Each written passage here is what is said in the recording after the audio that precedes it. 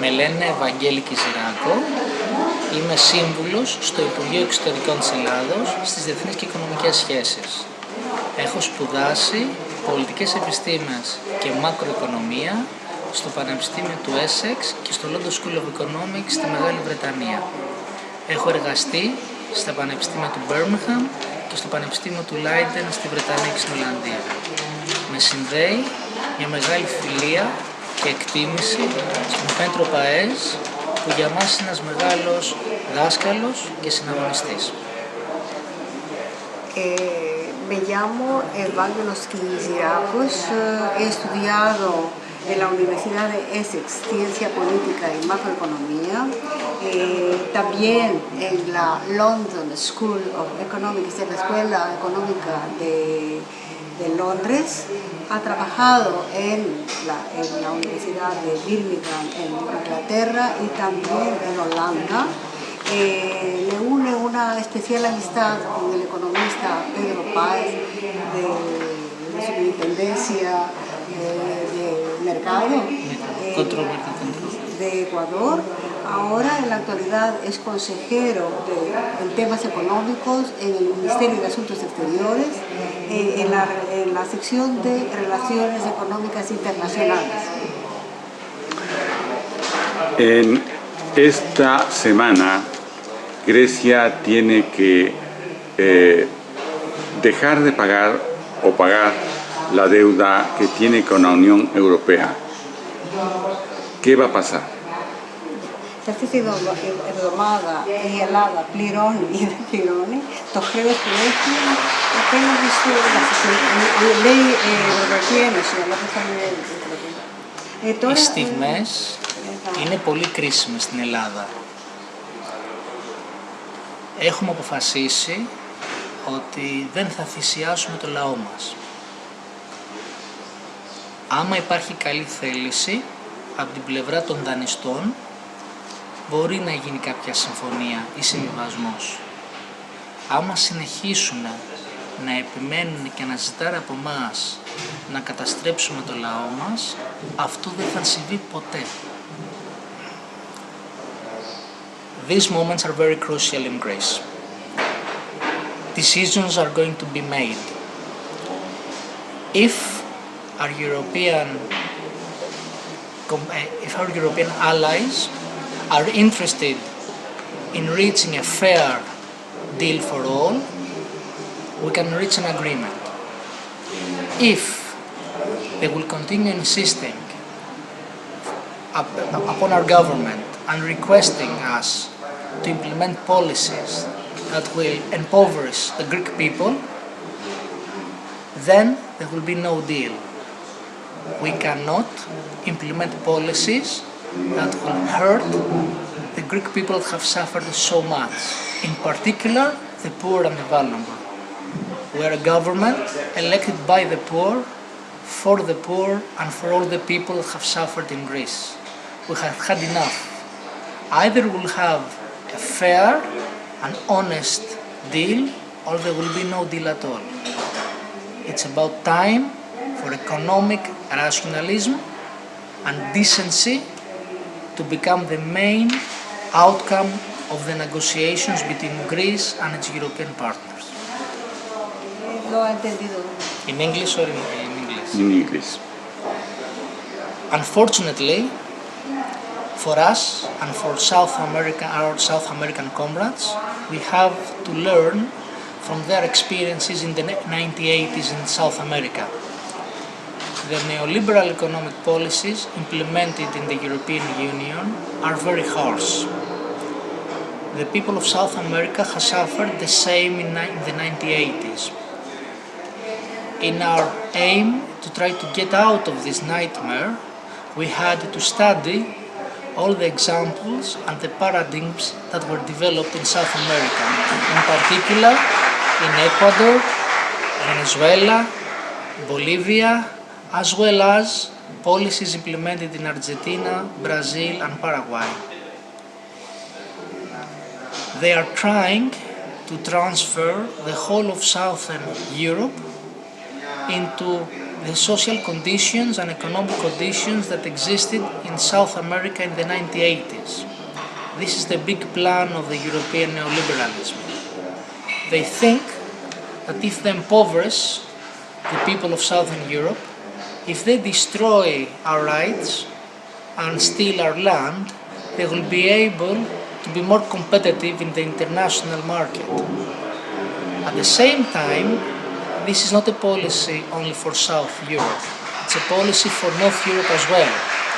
If the policies that they are actually implementing in Greece and trying to impose upon Italy, a by far bigger country than us, if these policies become facts of life, in particular of northern Italy, a territory that 27 million people live, people that have a very high standard of living by any measurement, if the policies that today are implemented in Greece are implemented in northern Italy, then this is not only about Southern Europe, it's about the whole Europe, it's about the future of Europe. Neoliberalism is planning to transfer the majority of the European citizens into the same state and conditions that our South American compatriots suffered and dealt with during the 80s. First, it's Southern Europe, then Northern Europe, then whatever is remained in the rest of the developed countries. We cannot accept that. We never accepted the policies that were implemented in South America in the 1980s. We can never accept the policies that are implemented today in Europe, and especially Southern Europe. Poor people, workers, farmers, small tradesmen, and the people actually working in the public sector or in the private sector, pensioners, these are not the people that created this economic crisis. The 2008 economic crisis is not the outcome of the people that work every day just to earn their basic living. It's the outcome of the elites. It's about time that these elites lose some of their power. This is a democratic project. This is a democratic demand. This is a demand that has to do with economic rationality, and it's a just demand. A unipolar world is emerging. You have multiple polars, not just one anymore, at least in economic relations. We think that regional economic integration projects are extremely important. That's why we're fighting for a just solution within the European integration project. That means currently the European Union. We think that regional economic integration projects like in South America are extremely important for the future.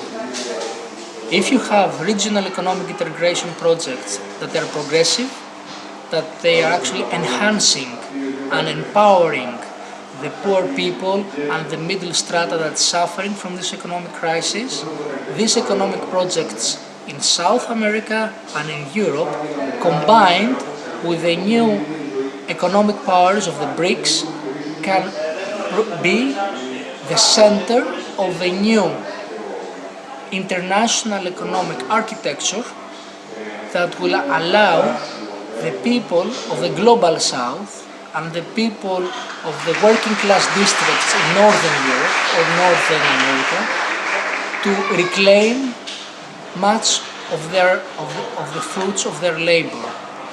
If we create a new international economic architecture, we will be able to break with some of the most dangerous economic aspects of neoliberalism on the global level. We need economies that will distribute the profits and the earnings in a democratic and equal way. Nation states by themselves, even though they are extremely important, are not enough.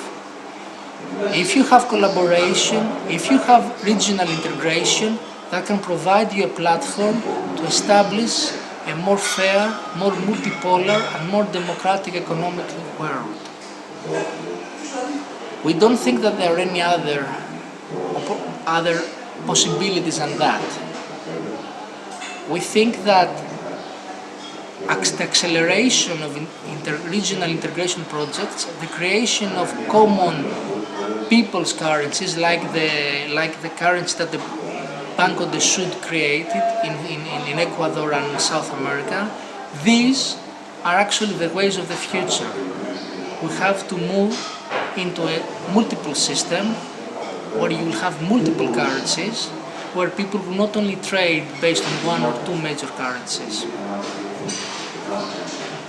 Whoever controls monetary supply controls a significant amount of the added value that's produced globally. We need global solutions that will break the existing order that is responsible for the 2008 crisis. There is no other way, if we want to be rational and optimistic, than trying to create such a network of relationships between countries in South America, Southern Europe, North America, North Europe, and in countries like Russia, India, South America, China, etc. We need a world where you'll have multiple partners deciding for the global problems, not just few.